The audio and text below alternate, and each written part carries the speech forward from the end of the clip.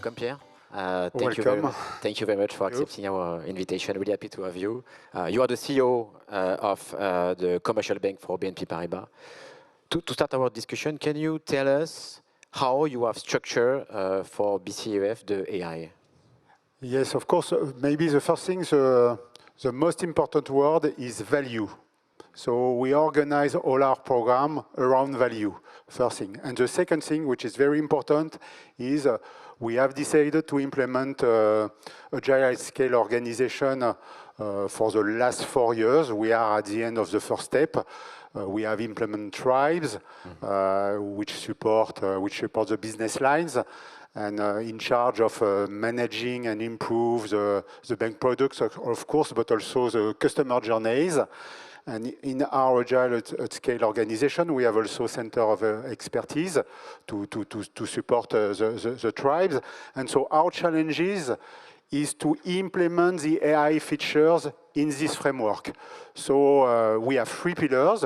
The tribes, who are in charge to deliver new customer journeys with AI support. We have an AI factory. We have decided to build an AI factory, but within IT, because the challenge is to industrialize the features clearly, and without the IT in the bank, it's impossible. And the third pillar is clearly the center of excellence, AI center of excellence, who are in charge to organize and to study the value of the business, of the use cases, and also to promote the acculturation to the end users and to the customers. Thanks. Pretty clear. So value-based, 3 main pillars. So can you give us a bit more detail on how you measure this value and the return on investment? So, as I said, value is very important, but value is not only euro. So, of course, value is the euro topics. It's about savings, efficiency, of course. It's also about business development, adding income and efficiency in the network, in the commercial activities. But it's also value is also customer satisfaction. We monitor very closely the NPS as a contribution of AI features on the customer satisfaction. And also, which is very important, I will come back later on these topics, it's colleagues or employees engagement. We are very sure that we have the symmetry of attention between customer satisfaction and employee engagement. The second topic, of course, we monitor very closely the cost. We are we monitor probably pretty well the cost to build, the cost implementation. To be fair with you, we are clearly on the learning curve about the cost to run. And so clearly, more specifically about Gen AI and for sure the question of GPU. So we are working very closely with our colleagues of IT operations to find some solutions. The solutions about GPU is probably not GPU as a cluster, but more LLM, large language model, as a service. So we are working very closely with our IT operations colleagues to organize benefits around this topic. Thanks a lot. You start to mention it, but one of the most important topics is how to scale, and the industrialization is key to succeed and to achieve this expected ROE. Can you give us a little bit of your secret sauce to succeed in this challenge? Or at least some concrete example. I'm going to give you some example for sure. The first one, I'm not sure is the right word in English, but we are very cautious about how we are going to implement and to develop the AI use cases. And for the time being, we are more comfortable with certain AI topics, which are machine learning with scoring, which is pretty obvious within a bank, but also deep learning with intelligent document processing. So 2/3 of our investment are specifically on these topics. But let's talk about Gen AI clearly, and on the Gen AI topics, we are, to be fair with you, less mature. We are learning for now on 2 specific MVPs, maybe a little bit more, but I'm going to give you the two main examples, which are pretty classic, to be fair. The first one is Gary, G for Gary. Harry was the knowledge base for our procedures, for the product checks, for controls, for our employees. We would like to implement generative AI to support the interactions between our colleagues and these solutions.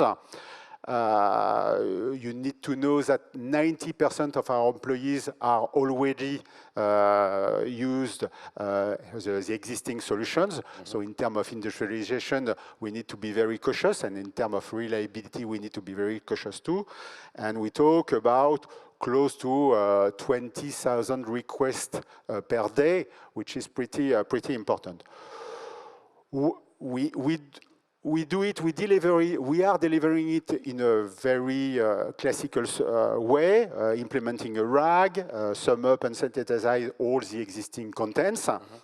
But what we learn? The question is not about GenAI. The question is about the knowledge management. We have identified, which seems to be pretty negative, but inconsistency between the different procedures, between product checks, between the different knowledge procedures that we have. So we need to work more on these topics before deploying this first solution. The second example I could give you, it's pretty the same, but for customers. The code name is Genius Bar. We are investing in it to replace the existing chatbots, which are pretty outdated. In terms of figures, in terms of industrialization, we anticipated for the next 2 years, probably 1 million low-value interactions between these new solutions and our customers. So again, in terms of industrialization, we need to be very careful. We learn a lot of things about this MVP.